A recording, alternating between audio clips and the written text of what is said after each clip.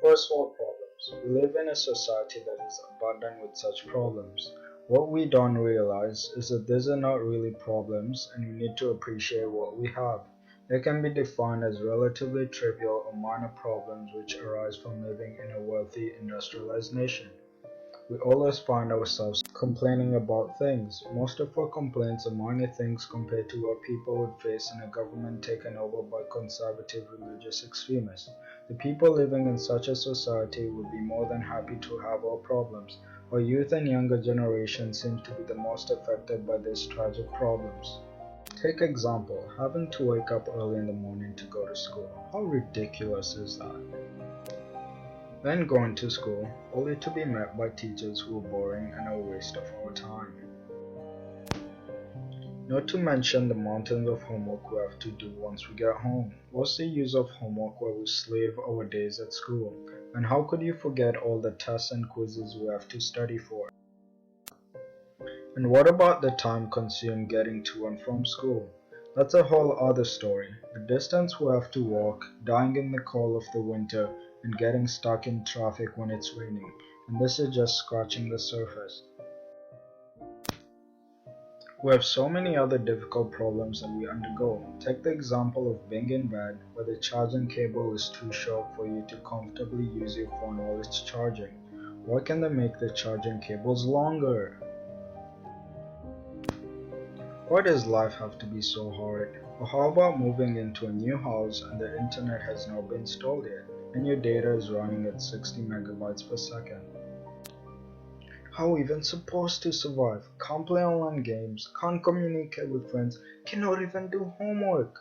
How did our parents survive without Wi-Fi? At least they didn't have to watch those annoying YouTube ads, or have, even worse, their Apple Watch miscount their steps. What we fail to realize is how lucky we are, and that these are not really problems. We're guilty of not appreciating the opportunities we have in life. We may think that we have worked for and thus deserve these opportunities while the others were being lazy. The bitter truth is simply that we have won the lottery of life by being born in Canada or being in Canada and having these opportunities. Take the example of education, the thing we hate and complain about. If we born into a war-torn country like Syria, we wouldn't have the opportunities to go to school. We'd instead find ourselves fighting for our lives on the streets.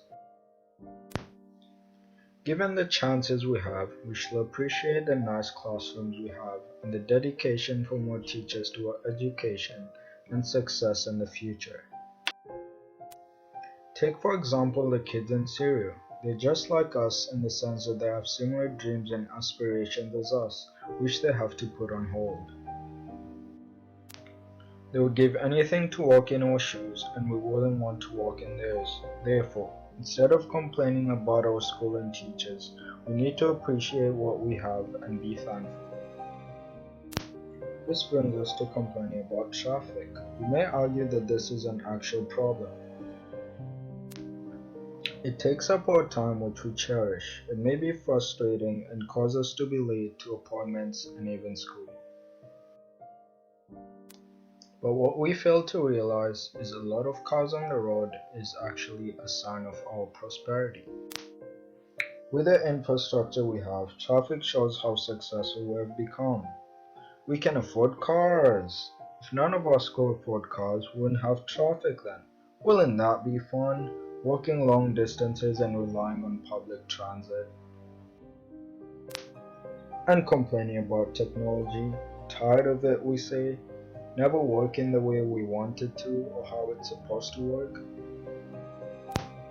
We need to appreciate how amazing technology is, enabling research and communication in ways that weren't possible before. For example, using technology to listen to music or connecting with people from around the world. We take many things for granted, like thinking that access to technology is one of our human rights. What we fail to realize is that there are children starving to death around the world, but we complain about the length of our charges. It has become so easy for us to make minor things seem like the end of the world. We only realize what we had after we have lost it.